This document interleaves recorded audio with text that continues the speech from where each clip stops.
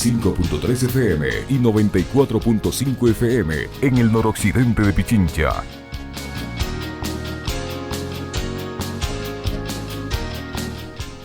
7 de la mañana con 38 minutos, 7 con 38 minutos, en Punto Noticias, primera emisión. Saludamos hasta ahora al economista Diego Martínez, economista, analista económico y exgerente del Banco Central. Como está, economista, buenos días, bienvenido, gracias por acompañarnos.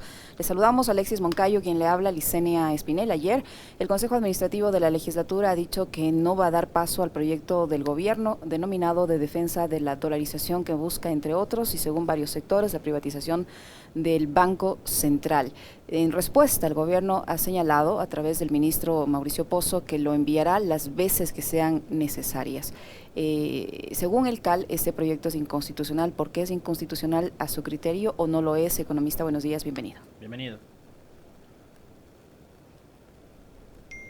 Creo que está silenciado, economista. Sí, enciéndale su micrófono. Tenemos allí algún... ¿Me escuchan en ahí este estamos. momento? Ahí sí le escuchamos, economista. Muchísimas Adelante, gracias, Licenia, Alexis. Muy buenos días, un gusto saludarles. Bienvenido, ¿cómo Un está? abrazo para ustedes y a través de ustedes también a todos los que nos pueden escuchar y nos pueden observar. A ver, creo que hay varios elementos que se deben considerar en estas. El gobierno ha insistido en esta pretendida autonomía del Banco Central, no una, sino ya dos veces, y la Asamblea ha rechazado este proyecto de ley ya 3 ocasiones. La primera, el Pleno de la Asamblea, y las 2 últimas, el CAL. El gobierno no tiene más remedio, dado su acuerdo con el Fondo Monetario, en insistir, y seguramente lo harán, así como han insistido en no hacer nada para salir de esta situación económica en la que el país está desde el año 2018, así como han insistido en no hacer nada para enfrentar la gravedad de la pandemia y que toda la ciudadanía está enfrentando, muchas personas en situación realmente sumamente grave. No obstante, la pregunta que usted me hace es respecto a la inconstitucionalidad. Yo creo que hay inconstitucionalidad por varios aspectos, pero luego de entrar en el tema de inconstitucionalidad, yo quisiera referirme a por qué hay una retórica de parte del gobierno y de ciertos sectores respecto a la necesidad de esta autonomía. Pero empecemos por el tema de inconstitucionalidad. La Constitución es sumamente clara respecto a qué es la función del Ejecutivo. El Ejecutivo, es decir, el gobernante, el que haya sido electo por el pueblo, es el responsable de hacer la política económica, entre ellas la política monetaria. Entonces, ¿por qué quiere dejar Lenín Moreno al siguiente presidente, quien quiera que él fuera, los personeros que hagan la política monetaria? No tiene sentido cuando la Constitución dice que es el presidente electo el que hace la política monetaria.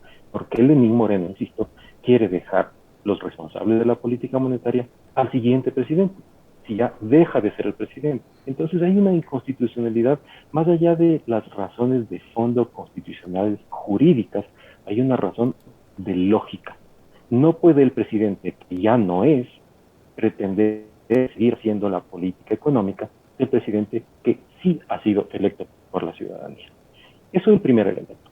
Y ya entrando en materia más técnica, es que es inconstitucional querer quitarle al gobierno algo que la Constitución le manda a hacer. No tiene sentido. Si la Constitución le manda a definir tasas de interés, si la Constitución le manda y la ley le mandan a definir las comisiones bancarias, ¿por qué quiere deshacerse de eso? No tiene sentido. Entonces, más allá del análisis jurídico que se haga y de lo que ocurra a continuación, el gobierno, insisto, probablemente mande esto tantas veces que ya es llover sobre mojado y la Asamblea probablemente rechace igual de cantidad de veces. No hay una razón de fondo que justifique esto. Economista Martínez, yo la pregunta que me planteo es por qué darle esta atribución de autónomo o entregar el control y el manejo del Banco Central a manos privadas es una de las imposiciones o una de las condiciones que el Fondo Monetario Internacional le puso al gobierno de Ecuador para llevar adelante los acuerdos. ¿Por qué le interesa al Fondo Monetario que el Banco Central se privatice? Eso habría que preguntar al Fondo Monetario cuando, a diferencia del resto del mundo, el mismo Fondo Monetario dice que los bancos centrales deberían ser aliados de los gobiernos para enfrentar momentos críticos y particularmente situaciones como la que estamos viviendo en la pandemia. Pero yo pienso que hay un interés económico detrás. Partamos de cuál es la narrativa para decir por qué pasa esto. La narrativa, que ha sido expresada tanto por analistas como por candidatos como Guillermo Lasso, es que una parte del dinero de los depositantes está en el Banco Central y que el gobierno va a tener la malísima intención de cogerse ese dinero y dejarnos a los ecuatorianos sin ese dinero. Aquí hay un error de narrativa, hay una mentira de por medio. Guillermo Lazo primero dice que 3 de cada 10 dólares que tenemos los ciudadanos en los bancos están en el Banco Central. Eso es falso. En el Banco Central no están 3 de cada 10 dólares. En el Banco Central están a lo mucho 5 de cada 100 dólares. Hay una diferencia enorme entre decir 3 de cada 10 5 de y cada 5 100 de... dólares que corresponden a los depósitos de los cuentaahorristas. Exactamente, Ok. esos están en el Banco Central. Y el resto Los del después, dinero, entonces, los 95 dólares restantes, ¿de dónde salen, economista? están en manos de los banqueros. Están completamente en manos de los banqueros. Entonces yo me pregunto, ¿por qué decimos políticamente que hay un peligro cuando 95 de cada 100 dólares están en manos de los banqueros? ¿Es que acaso o Guillermo Lazo no sabe cómo se maneja un banco? ¿O es que está queriendo decir que dudas de que los banqueros tengan los otros 95 dólares? Yo no entiendo por qué Guillermo Lazo y un conjunto de analistas, entre ellos gente muy en este juego de miedo, en este juego de pánico, que incluso está penado legalmente, cuando 95 de cada 100 dólares que los ecuatorianos hemos puesto en los bancos, los tienen los propios banqueros. Insisto, ¿es que acaso Guillermo Lazo no sabe cómo se maneja un banco? ¿O es que solo le queda recurrir a generar estos miedos innecesariamente? No creo que haya ignorancia de por medio. Lo que creo es que hay una campaña destinada a generar, sin sustento alguno, mala información para que la gente crea que Andrés Arauz tiene intenciones de desdolarizar. Desde este punto de vista, entonces, otras preguntas son, si Guillermo Lazo dice que por los 5 de cada 100 dólares que están en el Banco Central hay riesgo solo ver la dolarización, ¿será entonces que los otros 95 ya no hay? ¿Será que los bancos están mal administrados? ¿O será que se quiere distraer de lo que está detrás? Mi postura es que yo creo que se quiere distraer de que lo que está detrás es un gran negocio. ¿Y por qué es un gran negocio? Mi postura es la siguiente. Los bancos se quedan con todos los beneficios del sistema de generación de dinero en el Ecuador. Los bancos entregan crédito y a los ciudadanos nos cobran la tasa de interés. Los bancos nos dan una tarjeta y nos cobran comisiones por utilizar la tarjeta. Y a los establecimientos que reciben el pago en una tarjeta, le cobran comisiones por utilizar una tarjeta. Los bancos se quedan con todos los beneficios de tener el dinero en la economía. Y no tienen ningún costo. A quien le quieren trasladar este costo, y por esto esta ley que plantea un sistema de respaldo con 4 sistemas de balance, lo mismo que había antes, es porque quieren trasladarle el costo de la dolarización enteramente al gobierno, y que sea el gobierno el que tenga perennemente que endeudarse para que ellos puedan seguir manteniendo su negocio millonario. Esa me parece a mí que es la razón de fondo, quedarse con los beneficios, tener una normativa que les permita no tener control sobre comisiones bancarias, no tener control sobre las tasas de interés, y que como sería un cuerpo colegiado autónomo, intocable, al que no se le puede poner en duda absolutamente nada porque dicen que es técnico, seguramente ahí sí hacer lo que sean y posibilitar esto, que sí llama muchísimo la atención, posibilitar que el Banco Central sí les pueda hacer préstamos a los bancos. ¿Es que acaso los banqueros creen que hay algún problema en cómo ellos administran los bancos? ¿Es que realmente no hay seguridad del dinero que tenemos los ecuatorianos? Creo que no es el momento, políticamente hablando, de entrar en esa situación. Hay suficiente liquidez en la economía. Lo que sí tenemos es un gobierno que deliberadamente ha decidido no hacer nada. Y en estos últimos 4 años hemos tenido prácticamente un Banco Central autónomo, porque es un Banco Central que no ha hecho absolutamente nada. Pudiera haber estado cerrado, el sistema de pagos operando en línea, que los ecuatorianos ni nos habríamos enterado. Así que el tema de autonomía del Banco Central no es sino para favorecer una forma de operación de un negocio. Economista Martínez, el argumento del gobierno es que necesita la aprobación de esta ley para que el Fondo Monetario Internacional entregue el primer desembolso para este año, que es de alrededor de 400 millones de dólares y que está previsto para el mes de abril.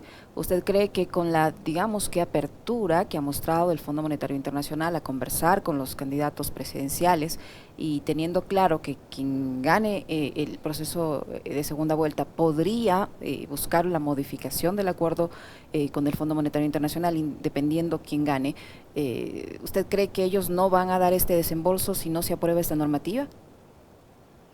No creo que estemos en una situación como tal. Insisto, la economía ecuatoriana tiene suficiente liquidez en el momento de tal manera que un desembolso del mes de abril no va a hacer una grandísima diferencia. Yo quiero que la ciudadanía tenga en cuenta que el gobierno lastimosamente se ha acostumbrado a jugar al juego de Pedrito y el Lobo y a las mentiras recurrentes. Cuando Richard Martínez era ministro, dijo que los recursos del crédito del fondo venían para rehabilitar la situación económica y resolver la crisis sanitaria. Llegó el dinero y automáticamente cambiaron de discurso y dijeron que no, que eso había que guardarlo para respaldar los depósitos. Y empezó todo este discurso de respaldo de los depósitos, que insisto, 95 de cada 100 dólares lo tienen los banqueros. Así que hay que estar completamente claros en que esto es un discurso falso. Segundo, se dijo que por no politizar la ley no se la iba a mandar. 2 días después la mandaron. Tercera mentira, se dijo que el Fondo Monetario entendía la situación política y los tiempos políticos y que no se iba a detener el acuerdo y que él dejaba a criterio del gobierno el envío de la ley, y ahora dicen que probablemente se ponga en riesgo un desembolso. Entonces es un juego continuo de mentiras que, si ya somos responsables, y ese es el rol de nosotros como profesionales de la economía, en informar a la ciudadanía, no existe ningún riesgo. Hay suficiente liquidez en la economía. Incluso los propios personeros de los bancos han salido a decir que tienen tanta liquidez y que no la están pudiendo colocar, que la razón por la que no la pueden colocar, y por eso están llenos los bancos de dinero, es porque no hay recuperación económica. Y hay un discurso muy claro. Hay quien propone que no se haga nada, que se siga minimizando la interferencia o la participación, que en realidad es una participación, no es interferencia, ellos le denominan interferencia, que se siga minimizando la participación del Estado en prestación de servicios sociales, entre muchas otras cosas, y hay quien propone ir a una recuperación rápida. Ahí entramos en el discurso de que se quieren tomar los recursos del Banco Central. Insisto, es un discurso completamente falso, porque ¿qué es lo que están en las reservas internacionales? En las reservas internacionales están mayormente los casi 4.000 millones de dólares que ha desembolsado el fondo y otros multilaterales que están guardados sin hacer nada. Ese es un dinero que contrató el gobierno. Y utilizarlo para recuperar la situación económica y mejorar la situación de las familias es algo no solamente de sentido común, es algo que la Constitución manda a hacer al gobierno y es algo que la Constitución manda a hacer al Banco Central. Economista, el tener esos recursos en las reservas, en Suiza, mientras no tenemos recursos para atender la crisis penitenciaria, y eso es algo que lo han dicho el día de ayer incluso los propios funcionarios del gobierno, de que el ajuste es tan agresivo que no tienen dinero para poder solventar los gastos en los que obviamente incurre el Estado al sostener un sistema con 38,000 personas privadas de libertad. Estamos atravesando una pandemia que ha significado una estela de muerte, como fue la frase que utilizó ayer el rector de la UTE, Ricardo Hidalgo, con nosotros, ¿no? Una pandemia en la cual además el gobierno no ha escatimado en despedir personal médico de los hospitales, de las casas de salud, etcétera, etcétera. Entonces, ¿cómo entender que mientras nosotros tenemos esos recursos ociosos en la banca internacional, el país se está desangrando? Yo creo que aquí hay una deliberada decisión política, hay una forma de entender la gestión pública que viene de varias teorías políticas, pero que en lo económico, que es el área en la que me puedo expresar, es una forma de ver el mundo que obedece al hecho de que las personas se las arreglan por sí solas, las empresas se las arreglan por sí solas. Y lo que hemos visto es algo completamente contrario. Todos hemos tenido en estos últimos 2 años conocimientos de familiares, de amistades o gente relacionada que ha tenido que cerrar sus negocios, ha tenido que cerrar sus empresas, ha tenido que despedir a los empleados. Entonces, desde ese punto de vista, Partamos de algunos indicadores objetivos. En estos 4 años, al año 2020, la economía ha retornado al tamaño de lo que era en el 2012. Así de simple. Es decir, en 4 años, el gobierno de Lenín Moreno le ha hecho retroceder a la economía 9 años. Una capacidad realmente asombrosa de deteriorar las cosas. Desde ese punto de vista, entonces, vamos a partir del 2021, realmente casi en las condiciones en las que estábamos una década atrás. ¿Qué es lo que se debería hacer? Lo que se debería hacer es hacer una recuperación económica rápida, porque primero, somos más ecuatorianos que en el 2012. Hay mayor cantidad de gente que ha entrado en el mercado laboral y que no encuentra una solución laboral para poderse emplear rápidamente. Y por lo tanto, una recuperación rápida es indispensable. Ahí hay varias propuestas.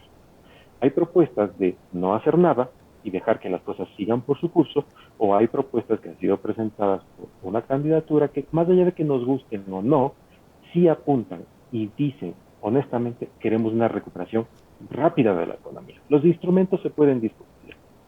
Hay gente que no le gusta que se utilice el Banco Central, hay gente que sí le gusta que se utilice el Banco Central, pero el objetivo constitucional y el mandato constitucional es claro. El gobierno debe orientar una política económica para estabilizar la economía. Y no lo han hecho. En estos 4 años, lo único que han hecho es y empeorar la situación económica, que al final la vivimos todos. Economista Martínez, con esta situación o con esta incertidumbre de la posible no aprobación de esta ley del gobierno de la dolarización, ¿se podría poner en riesgo el acuerdo con el Fondo Monetario Internacional? ¿Usted cree que ellos Yo pensaría que no. desistan de continuar con la revisión, de entregar los desembolsos que están pendientes? ¿Y esto en qué manera podría afectar el inicio de la nueva gestión gubernamental sin la entrega de estos desembolsos que están pendientes? Aquí se generan normalmente algunos mitos. El mito que ha querido generar el gobierno actual a través de sus personeros, presidente, ministros y demás, es que el Ecuador no tiene plata. ¿Sí? Y si el Ecuador no tuviera plata, eso lo veríamos los ecuatorianos de una forma diferente. Los ecuatorianos que somos empleados y que tenemos un trabajo que dependemos de alguien más, en realidad sí nos hemos quedado sin plata porque o la empresa cerró, o nos bajaron el sueldo, o un sinfín de situaciones que hemos visto las personas comunes y corrientes. Pero la gente que tiene plata, que siempre ha tenido plata, sigue teniendo suficiente cantidad de plata, y los indicadores que podemos es ver la cantidad de depósitos. La cantidad de depósitos en el sistema bancario ha seguido creciendo. Los bancos privados están llenos de plata. Y si pasamos al sector fiscal, el precio de crudo es mejor de lo que cualquier persona se hubiera imaginado. Los ingresos que recibe el país por exportaciones, menos las salidas por importaciones, nos llevan a una balanza comercial positiva. El mundo, en realidad, está lleno de dinero que no se está pudiendo utilizar porque la crisis originada por la pandemia ha hecho que se reduzca la demanda. Entonces, lo natural es que si oferta hay y dinero hay, lo que hay que rehabilitar es la capacidad de consumo de las familias. Entonces, no caigamos en ese discurso de que si no hay el acuerdo con el fondo, la economía se cae, porque no es verdad. No hay ningún riesgo sobre la dolarización. El riesgo real sobre la dolarización es que sigamos en esta crisis, en esta recesión, y que los ciudadanos no podamos consumir.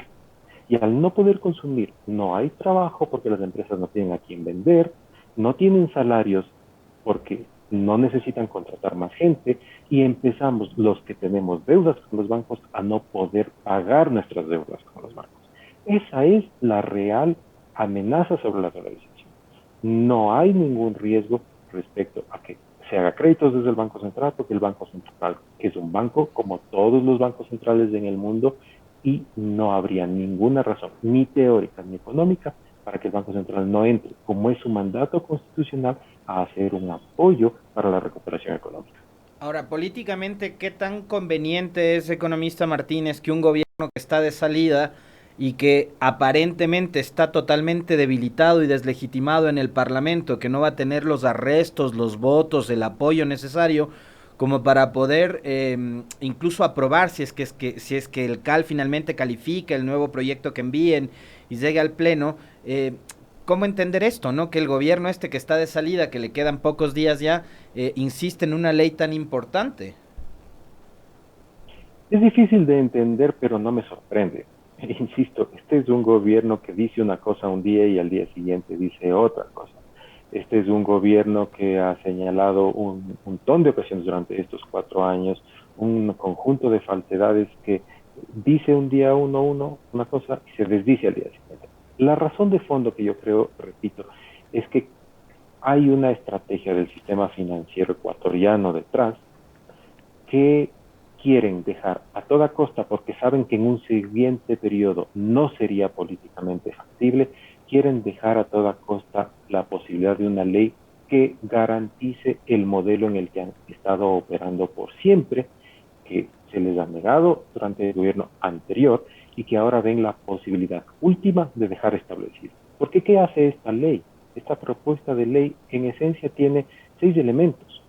Primero, permite que en el Banco Central ya no estén funcionarios del gobierno electo que tienen el mandato constitucional de hacer la política económica, sino que estén ahí personas que, por cómo está escrita la ley, sean básicamente o ex banqueros o ex superintendentes. ¿Sí? Así de simple, primer elemento. Segundo elemento, es una ley que elimina las posibilidades de regulación que tendría el Ejecutivo, el gobierno, para establecer tasas de techos en las tasas de interés y en las. Tercero, es una ley que permite que los bancos puedan sacar el dinero casi sin ninguna restricción. Cuarto, es una ley que permite que primero prohíbe que el Banco Central le pueda prestar dinero al gobierno, pero que sí permite que le preste a los bancos privados. ¿Por qué el Banco Central tendría que prestarle dinero a los bancos privados si ellos tienen el 97% de los depósitos? Insisto, ¿es que acaso hay algún riesgo por mala administración del sistema bancario? ¿O es que nos están engañando? Yo creo que nos están engañando. Quinto y último punto, es que esto abre la posibilidad de algo que el país ya vivió. El país ya tuvo un Banco Central independiente en los 90. Ya tuvo un Banco Central que el presidente mandaba una terna y el Congreso de aquella época nombraba. Y así terminamos en un feriado bancario, porque justamente el Banco Central tenía una relación estrecha con los bancos que mal administraron, hicieron quebrar la economía y nos perjudicaron a la mayoría de los ecuatorianos. Yo insisto, creo que este es un intento de, a última hora, jugando quizás a que entre por el Ministerio de la Ley, a que la Asamblea no pueda procesarlo, a que el CAL no pueda analizar. Es un intento desesperado de dejar establecido un modelo para que la banca siga quedándose con todos los beneficios de cómo opera su negocio. ¿Qué cree usted que va a pasar en la Asamblea, economista Martínez, tomando en cuenta la situación política que vivimos al momento? Cuando ya un gobierno está de salida, pues a cualquier asambleísta como que le parece una papa caliente tener una normativa de esta naturaleza en sus manos. ¿Usted cree que el CAL va a seguir rechazando las veces también que sean necesarias esta normativa cuando el gobierno la envíe? Quisiera pensar que sí, obviamente, por respeto a quienes están en esas funciones y a sus consideraciones tanto políticas como personales, no puedo hablar en su nombre, pero entendería que sí. Los signos que ha dado la Asamblea en el último año, desde que negó la ley, cuando el Pleno negó la ley, así como las últimas dos negativas, tanto por forma como por fondo y contenidos que ha tenido las decisiones del CAL de rechazar la ley, dan cuenta de que probablemente no habría esta capacidad del Ejecutivo para tener ni una mayoría ni algo que permita aprobar la ley. Pero también podría ser que ellos estén jugando a que haya una incapacidad dentro de la Asamblea para no seguirlo rechazando y no tratar la ley y no volverla a rechazar si es que cruzara al Pleno. Desde este punto de vista, creo que aquí hay un intento desesperado del gobierno por dejar aprobado un proyecto de ley. El objetivo, insisto yo, es a toda costa dejar algo que garantice un modelo de negocio. Quienes estamos un poco más en el día a día de estas cosas, sí podemos decir es que ya hay estos dos rechazos. Hubo el rechazo hace un año del Pleno de la Asamblea, hay una resolución judicial ante una medida de protección que le dice al presidente, un juez le está diciendo al presidente de la República, usted está haciendo la política económica en contra de la Constitución, cámbiela. Pero sabemos que probablemente el gobierno insista, tenemos que estar pendientes de lo que ocurre en la siguiente semana. Economista, hay algo que a mí me llama mucho la atención y es el nombre del proyecto en el cual insiste el gobierno, ¿no? Que se lo denomina Ley de Defensa y Fortalecimiento de la Dolarización.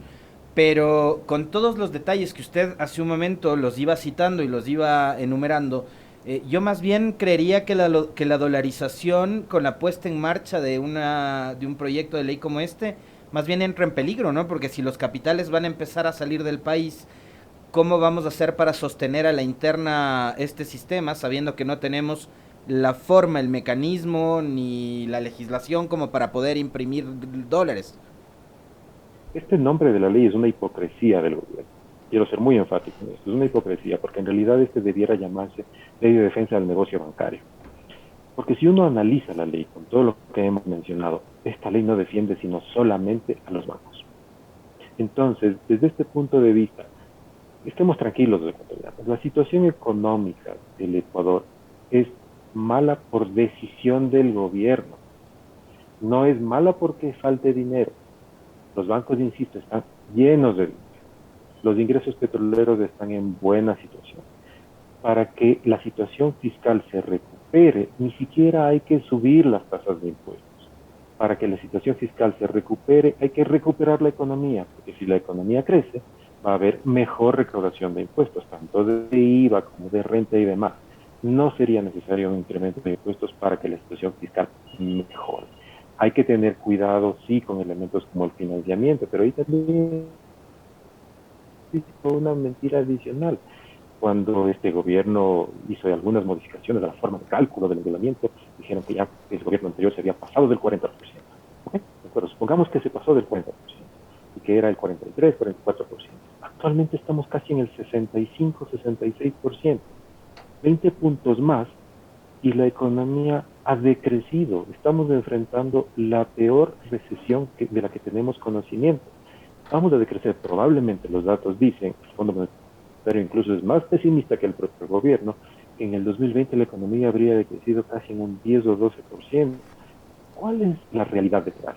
No es que la situación sea mala porque la pandemia, que evidentemente tuvo sus efectos, fue catastrófica. La situación se tornó catastrófica porque el gobierno decidió no hacer absolutamente nada para aliviar la crisis que ya venía desde el 2018 y que empeoró incluso con muerte y con una situación realmente grave para la población. Fue una decisión deliberada de no hacer nada.